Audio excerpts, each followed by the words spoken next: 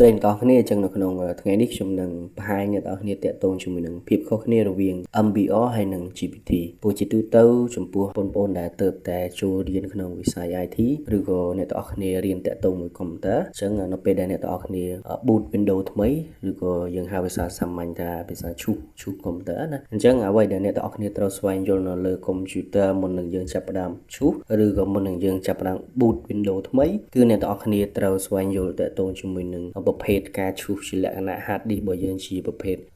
hard disk MBR ឬក៏ GPT ទើបយើងអាចឈូសកុំព្យូទ័រហ្នឹងទៅវាមិនមានបញ្ហាអីណាអញ្ចឹងតាក់ទងជាមួយប្រភេទទាំងអស់នេះគឺវាគឺជា software ដែលតម្រូវទៅលើ hardware នៃកុំព្យូទ័រដែលគេផលិតឡើងកុំព្យូទ័រខ្លះផលិតឡើង hardware របស់វាគ្រប់គ្រងទៅដោយប្រភេទ MBR ឬក៏យើងហៅពាក្យពេញរបស់វាថា master boot record ហើយកុំព្យូទ័រខ្លះទៀតគឺគេផលិតឡើង board របស់វា hardware របស់វាគឺ support ឬក៏គ្រប់គ្រងដោយប្រភេទ GPT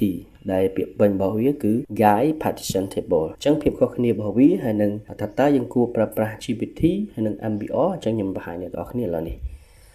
អញ្ចឹងអ្នកទាំងអស់គ្នាមើលនេះគឺ MBR ឥឡូវខ្ញុំបញ្យល់សិនណា MBR ពាក្យពេញគឺ Master Boot Record អញ្ចឹង MBR គឺជាបច្ចេកវិទ្យាចាស់ដែលមានតាំងពីឆ្នាំ1983ដែលមានអ្នកប្រើប្រាស់ប៉ុន្តែឥឡូវអ្នកប្រើប្រាស់មានកម្រិតច្រើនអញ្ចឹងចំពោះ hardware ដែលទ្រទ្រង់ software ប្រភេទ MBR ចំពោះទំហំផ្ទុកទ្រទ្រង់ទំហំថាសឬក៏យើងហៅថា hard disk ណាបានត្រឹមតែ2 TB ប៉ុណ្ណោះអញ្ចឹងមានន័យថា hardware ហ្នឹង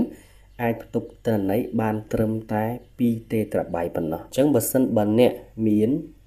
hard disk ឬក៏ hard drive 4 TB ឬក៏4 TB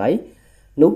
MBR នឹងមើលឃើញតែ2 TB ទេអញ្ចឹងមានន័យថាទំហំផ្ទុកដែលគ្រប់គ្រងទៅដោយ software MBR នេះគឺចំនួនទិន្នន័យផ្ទុកយើងអាចផ្ទុកបានតែ2 TB ទេបាទចំពោះចំនួន partition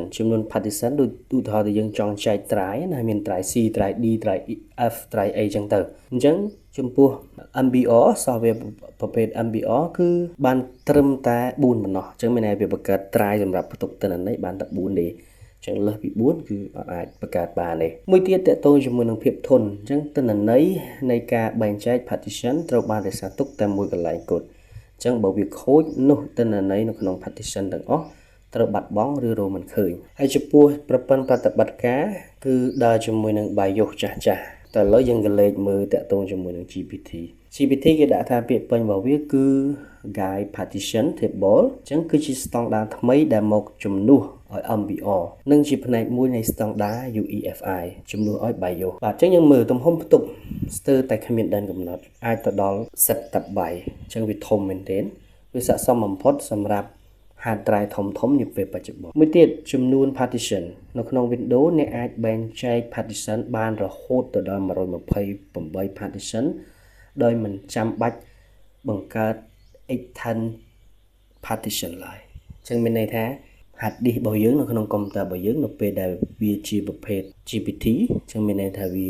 អាចចែកត្រាយបានរហូតដល់128ត្រាយអញ្ចឹងភាពធន់ GPT រក្សាទុកទិន្នន័យ partition ច្រើនកន្លែងនៅដើមថាសនិងចុងថាសបើផ្នែកណាមួយខូចវានឹងទាញយកទិន្នន័យពីកន្លែងផ្សេងមកជួសជុលខ្លួនឯងប្រព័ន្ធប្រតិបត្តិការដើរជាមួយនឹង UEFI និងប្រព័ន្ធប្រតិបត្តិការថ្មី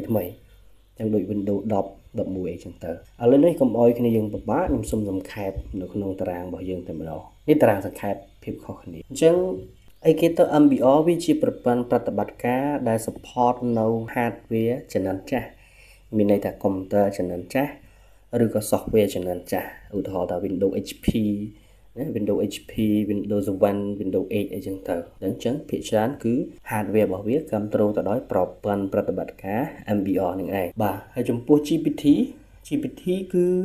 ជាទូទៅគឺវាមាននៅលើ hardware របស់កុំព្យូទ័រជំនាន់ថ្មីមានន័យថាកុំព្យូទ័រជំនាន់ថ្មីជាទូទៅ hard disk របស់វាគឺអូតូគ្នាយើងឆែកទៅឃើញថាវាជាប្រភេទ GPT អញ្ចឹងគ្នាយើងមើលលក្ខណៈពិសេសអញ្ចឹងទំហំថាសអតិបរមាអញ្ចឹងចំពោះ MBR សម្រាប់កុំព្យូទ័រចាស់អញ្ចឹងគឺវាផ្ទុកបានត្រឹមតែ2 TB ប៉ុណ្ណោះចំណែក GPT តែកុំព្យូទ័រថ្មីភាគច្រើនគឺ GPT លើសពី2 TB អញ្ចឹងធំបាទហើយចំនួន partition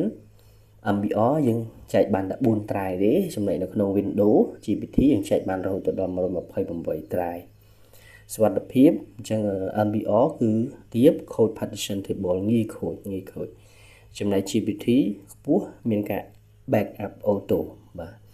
ហើយបន្តទៀតការ control BIOS នេះគ្នាយើងកន្លែងខ្ញុំនិយាយមិញណានៅពេលដែលយើងឈូស computer គេឲ្យយើងរើសហើយបើសិនបើអ្នកទាំងអស់គ្នា boot ផ្លាស់ទៅជាប្រភេទ MBR អញ្ចឹងនៅក្នុង BIOS គ្នាយើងត្រូវតែបើក legacy អត់អាចបើក UEFI ទេអញ្ចឹងវាអត់ស្គាល់ទេនៅពេលដែលដល់ត្រង់ចំណុចគេឲ្យយើងរើស drive ផ្ទុកអញ្ចឹងចុចទៅគឺវាអត់ដំណើរការអញ្ចឹងភាគច្រើនគឺគ្នាយើងរៀនដំបូងគឺជួបអាហ្នឹងអញ្ចឹងចំពោះ MBR គឺយើងត្រូវជួសជាមួយនឹង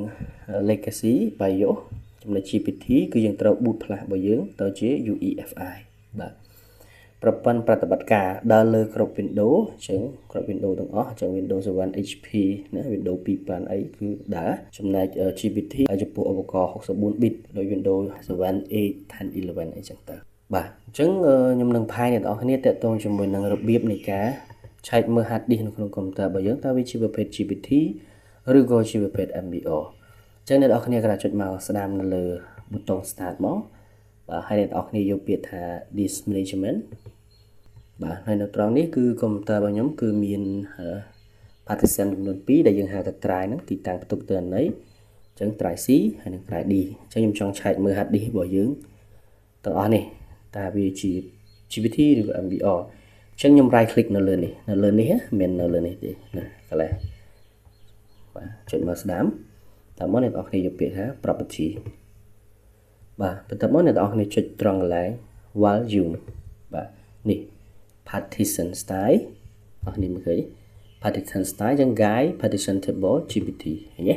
អញ្ចឹងនៅពេលយើងចង់ឈូសកុំព្យូទ័រមួយនេះអញ្ចឹងយើងទៅ boot ផ្លាស់ដាក់ជាប្រភេទ GPT